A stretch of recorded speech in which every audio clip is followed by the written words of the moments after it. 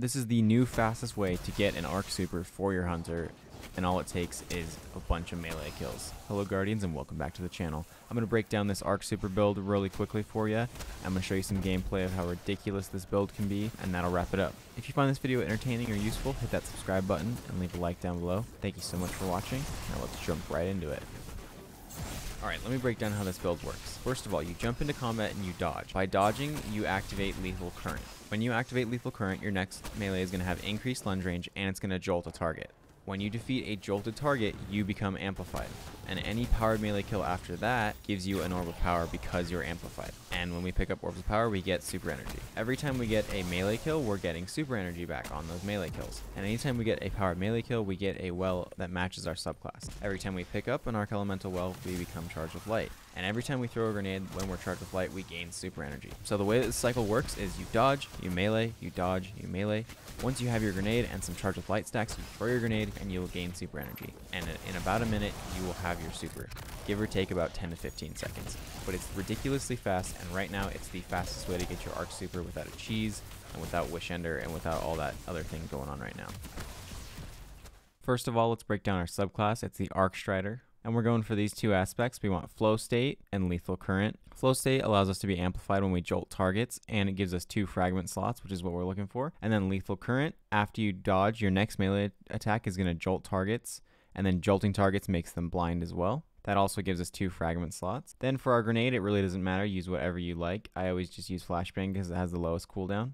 Then, super important, we want combination blow. When you get a melee kill with this ability, it fully recharges your class ability. And then we want to do Gambler's Dodge, so when we dodge near an enemy, we're getting our melee back. So it's an infinite cycle of melee and dodging, and you'll always have those 2 abilities up. It doesn't matter what you do for your jump. The Gathering Storm is the fastest ult you can get. If you put the arc staff on it, it's going to increase the cooldown by about probably 30 seconds, so it won't be as fast, but it'll still be ridiculous. It'll be about 1 minute and 30 seconds instead of like 1 minute and 10 for this Gathering Storm build. And then we move on down to our fragments. First of all, we want Spark of Resistance. While we're surrounded, we get increased resistance to incoming damage, which is perfect because we're up close in everybody's face for this whole build. Then we want Spark of Ions. Defeating jolted targets creates an ionic trace. This helps us get our grenade back faster, which is part of our build. Then we want Spark of Amplitude. Whenever we're rapidly defeating opponents while we're amplified, we're getting orbs of power, which will decrease our super cooldown. Then we have Spark of Feedback. Taking melee damage briefly increases your outgoing melee damage. This is great because we're going to be up close and personal, so increasing that melee damage is always a good thing.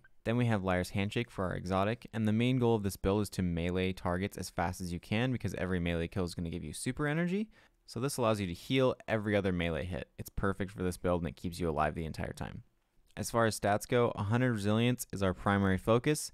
And then you can go for intellect if you want to decrease your super by a little bit, but honestly, it doesn't have a massive impact on the build. Your weapons don't matter, but I always cater them towards champions. With this build, I generally don't use my weapons at all. As far as mods go, for the helmet, we want hands-on, and we want 2 of those because every single time we get a melee kill, we're getting super energy, and this is perfect because we're getting tons of melee kills for this build.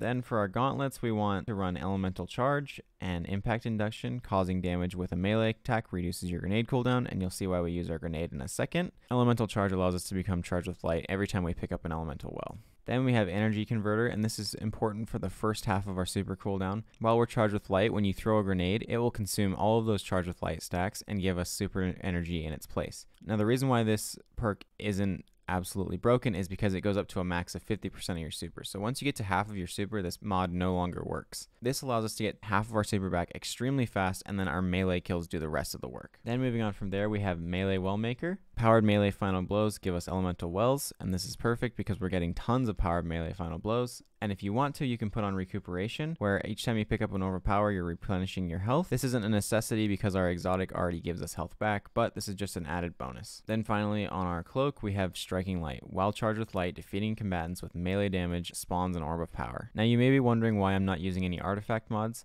There are definitely artifact mods that could make this build better, but I want this to be season proof. I want this to be able to carry on into the next season without having to deal with any of these artifact mods. So if you find that you like the way that some of these mods work with this build, throw them on. Like if you want Amped Up is perfect for this build because you're going to be creating more orbs of power when you're amplified and you're getting rapid kills. So throw that on. Or you can throw on Trace Evidence. You get more Ionic Traces for defeating arc debuff targets. Go ahead, throw these on whenever you want, but I'm not using them because I want you to be able to use this build in the next season and the next season and the next season. Well, that is the full build. There's going to be a build pick up on screen right here, and there's going to be a dim link down in the description below. If you found this video entertaining or useful, hit that like button and be sure to subscribe. If you feel like there's a way to improve upon this build, go ahead and leave me a comment down below and I'll respond to you. If you're looking for a Warlock or a Titan build, there's going to be some up on screen here. Thank you so much for watching, Guardians, and I hope you all have a wonderful day.